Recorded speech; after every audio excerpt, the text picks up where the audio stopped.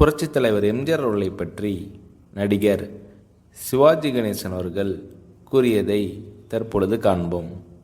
மதுரை ஸ்ரீ பாலகானா சபை சென்னைக்கு வந்து முகாமிட்டிருந்த சமயம் என் வீட்டிற்கு பக்கத்திலேயே அருமை அண்ணன் எம்ஜிஆர் அவர்களுடைய வீடும் இருந்தது. காலையிலும் நாடகம் முடிந்த பின்பும் ஓய்வு நேரத்திலும் நான் எம்ஜிஆர் அண்ணன் அவர்களின் வீட்டுக்கு செல்வேன். அவரது அன்னையார் என்னையும் ஒரு மகனாக எண்ணி பழகியது என்னால் மறக்கவே முடியாது.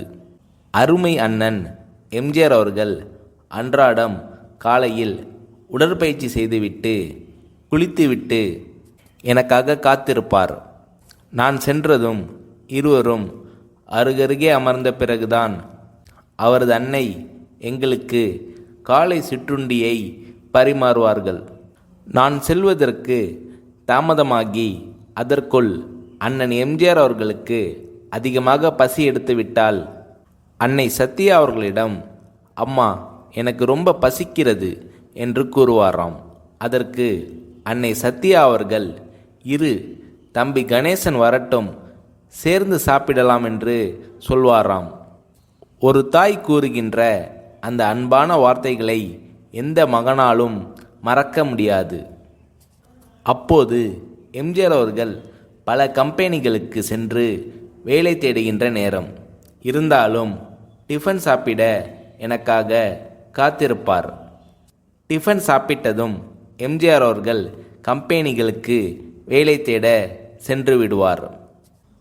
நானும் வந்து விடுவேன். பகல் சாப்பாடு இப்படிதான் நடக்கும். ஆனால் இரவில் நான் நாடகம் முடிந்து வரும் வரைக்கும் காத்திருப்பார் அண்ணன் எம்ஜிஆர் அவர்கள். நாடகம் சுமார் 10 மணிக்கு மேல்தான் முடியும். அதன் பிறகு நாங்கள் நடந்து போய் சினிமா பார்ப்போம்.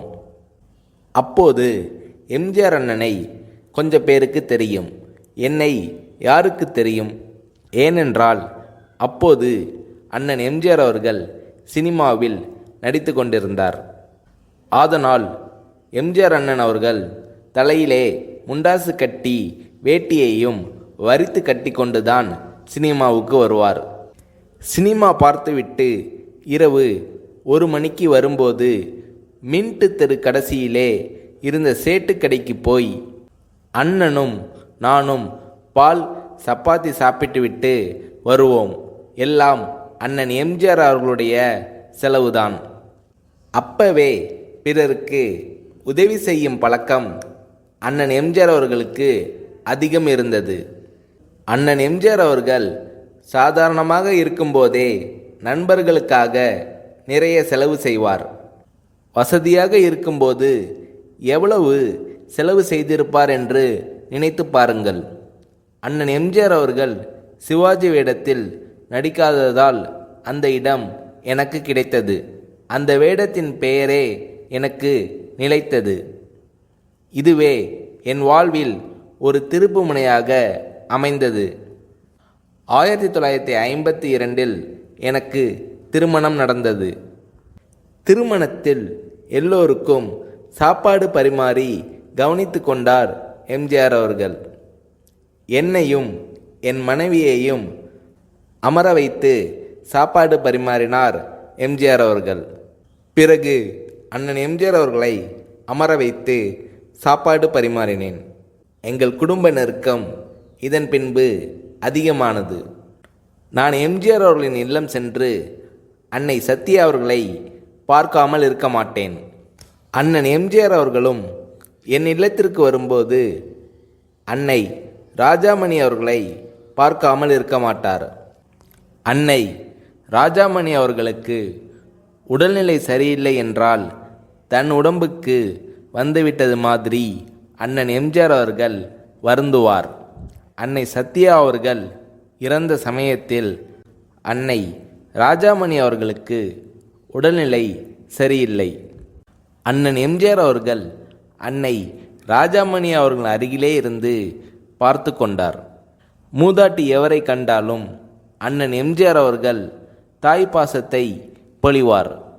அந்த மூதாட்டியை அணைத்து கொள்வார். அரசியலுக்காக இதை கிண்டல் செய்யலாம். ஆனால் அண்ணன் எம்ஜிஆர் அவர்களுடைய மனதில் எங்கோ ஒரு மூலையில் தாய்ப்பாசம் இருப்பதால் தானே இப்படி செய்கிறார். என்னுடைய தாயாருக்கு சென்னை அருகில் ஒரு தோட்டம் இருக்கிறது. அன்னை ராஜாமணி அம்மையாரின் நினைவாக தோட்டத்தில் அவர் வழக்கமாக அமரும் இடத்தில் அம்மாவின் உருவ சிலையை வைக்க எண்ணினேன். அன்னையின் சிலையை திறந்து வைக்க அண்ணன் எம்ஜிஆர் அவர்களை விட பொருத்தமானவர் என் நினைவில் வரவில்லை. எனவே அண்ணன் எம்ஜிஆர் அவர்களிடம் சிலை விஷயத்தை சொன்னேன். இதை கேட்டதும் அண்ணன் எம்ஜிஆர் அவர்களுடைய கண்களில் நீர் தேங்கிவிட்டது. காரணம், என் தாய் மீது அவர் கொண்டிருந்த அன்பும் பாசமும் தான். எங்கள் குடும்பத்தினரும் உறவினர்களும் மட்டும் கலந்து கொண்ட அந்த நிகழ்ச்சியில் அன்னை ராஜாமணி அவர்களின் சிலையை அண்ணன் எம்ஜிஆர் அவர்கள் திறந்து வைத்தார் என்று புரட்சித் தலைவர் எம்ஜிஆர் அவர்களை பற்றி நடிகர் சிவாஜி கணேசன் அவர்கள் கூறுகிறார்.